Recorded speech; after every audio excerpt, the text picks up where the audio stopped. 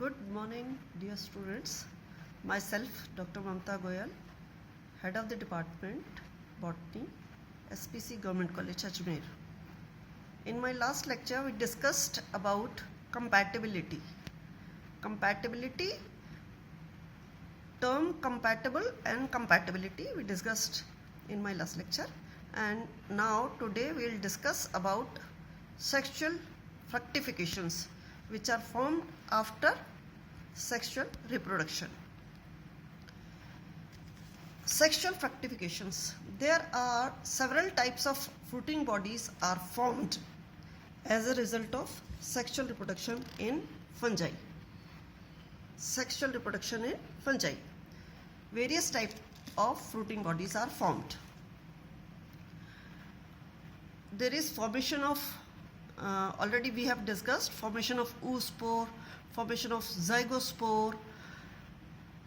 Formation of zygospore we have discussed. It was in lower fungi, in which cenogametes of gametangia of mycelium of two compatible strains fuse to form zygospore. क्या होता है इसमें? Gametangia का formation होता है। Gametangia में क्या होता है? सीनोगैमेट्स होते हैं।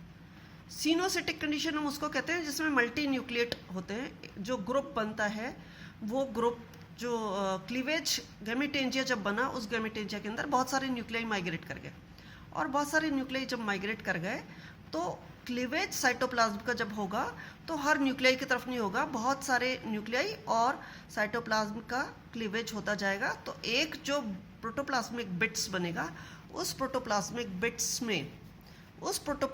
बिट्स के अंदर बहुत सारे न्यूक्लियाई होंगे। तो ये जो गैमीट बना, ये सीनोगैमीट बना। इस तरीके के सीनोगैमीट्स का फ्यूजन होगा और दो अपोजिट स्ट्रेन के जो सीनोगैमीट्स हैं उनका फ्यूजन होगा। And this is the case with Pilobolus and Synchytrium, lower fungi. Mucor में भी होता है, राइजोपस में भी होता है। उसके बाद हम हायर पे बात करें थोड़ा सा, तो ये है oospore का फॉर्मेशन, जिसमें oospore में क्या होता है कि oogamous रिप्रोडक्शन जिसमें होता है उसमें oospore का फॉर्मेशन होता है। और जो गैमेटेंजियल कॉन्टैक्ट के थ्रू, गैमेटेंजिया का जो फ्यूजन होता है वो गैमेटेंजियल कॉन्टैक्ट के थ्रू होता है, और oogamous रिप्रोडक्शन होता है, और उसके बाद oospore is formed. oospore is formed. The third type is formation of ascocarp. In higher fungi, sexual body which is formed is known as sexual body is formed and fructification is formed, and that fructification is known as ascocarp. Ascos, word ascos means sac, and carpos word mean fruit. This is a fruit-like structure, sac-like structure, sac fruit like structure. तो इस तरीके का formation होता है। And exception इसमें दो exception है। आर्कीमाइसिटीज में ये नहीं बनता और हेमी एस्कोमाइसिटीज में ये नहीं बनता। तो एस्कोकार्प का जो फॉर्मेशन है, ये एस्कोकार्प का फॉर्मेशन जो वैरायटी इसमें पाई जाती है वो 4 तरीके की पाई जाती है। ये जो एस्कोकार्प फ्रूटिंग बॉडी है, ये 4 तरीके का फॉर्मेशन होता है। और ये जो फॉर्मेशन होता है, इसमें सबसे पहले हम ले रहे हैं क्लेस्टोथीशियम। क्लेस्टोज जो वर्ड है उसका मतलब होता है क्लोज्ड, और थीके का मतलब होता है केस। तो closed case which are completely closed fructification, So Cleistothecium, they are spherical closed fruiting body.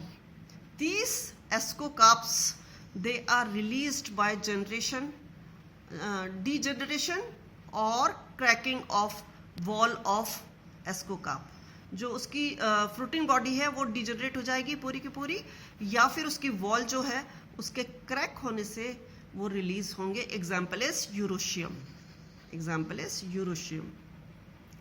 Next is perithecium. यहाँ हम इसको और देख सकते हैं। क्लेस्टोथीशियम का ये क्लियर कट डायग्राम बना रखा है जिसमें पूरा बंद स्ट्रक्चर है, क्लोज्ड स्फेरिकल स्ट्रक्चर है, और इसमें एस्कस बने हुए हैं और एस्कोस्पोर्स बने हुए हैं। Second is perithecium. Perithecium, peri word का मीनिंग होता है अराउंड और थीके का मतलब होता है केस। तो इसके अंदर ये जो स्ट्रक्चर है, ये स्ट्रक्चर है पेरीथीशियम का। फ्लास्क शेप स्ट्रक्चर का फॉर्मेशन होता है और ये जो फ्लास्क शेप स्ट्रक्चर है, ये फ्लास्क शेप स्ट्रक्चर उस एस्कस और इनके चारों तरफ बने हैं। उनके चारों तरफ एस्कस, स्पोस, एस्कोस्पोस और इनके चारों तरफ फॉर्मेशन हो गया है केस का। अराउंड और केस इसका मीनिंग है, तो इसके चारों तरफ एक केस का फॉर्मेशन हो गया। ये आप देख सकते हैं, ओस्टियोल दिख रहा है, फ्लास्क शेप स्ट्रक्चर जिसकी ओपनिंग ओस्टियोल से है। अंदर उसमें स्टेराइल हाइफा है और एसआई है और एसआई के अंदर एस्कोस्पोस है।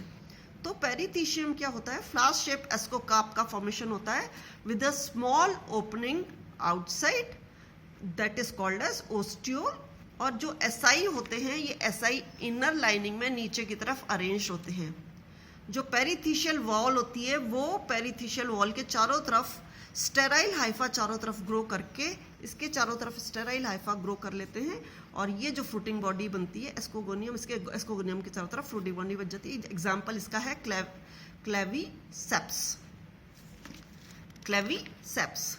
Next is apothecium. ये डायग्राम है एपोथीशियम। एपोथीशियम का मतलब होता है, एपोथीके का मतलब होता है store house. Apotheke is store house. तो apothecium is open cup or plate like fruiting body. Store house है ये बिल्कुल एक तरीके से स्टोर हाउस है। ओपन है, आप देख रहे हैं, बिल्कुल flat open cup like structure है और प्लेट लाइक फ्रूटिंग बॉडी है। और the SI they like open arranged in a layer. ये सारे के सारे इसमें एक लेयर में अरेंज्ड है, एक ही लेयर में। Example is Peziza. Example of this is Peziza. Next is pseudothecium. Next is pseudothecium. Pseudo का मतलब ही पता है, जो एक्चुअल नहीं है। Pseudothecium, it appears like पेरीथीशियम।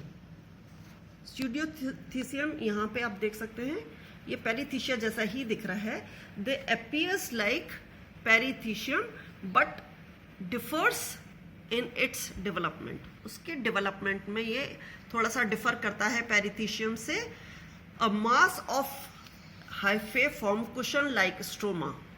जो हाइफे हैं, बहुत सारे हाइफा ये नीचे स्ट्रक्चर बना लेते हैं, they form a cushion like structure, और इस कुशन लाइक स्ट्रक्चर को हम स्ट्रोमा कहते हैं। और इस स्ट्रोमा में यहाँ पे कैविटी का फॉर्मेशन होता है, कैविटीज डेवलप हो जाती हैं इसमें स्ट्रोमा में, और asci are formed in cavities. इस एसआई के अंदर, कैविटीज के अंदर, ये जो asci are formed in cavities, ये जो कैविटी बनी हुई है इसके अंदर एसआई डेवलप हो जाते हैं और एसआई के अंदर एस्कोस्पोर्स डेवलप हो जाते हैं।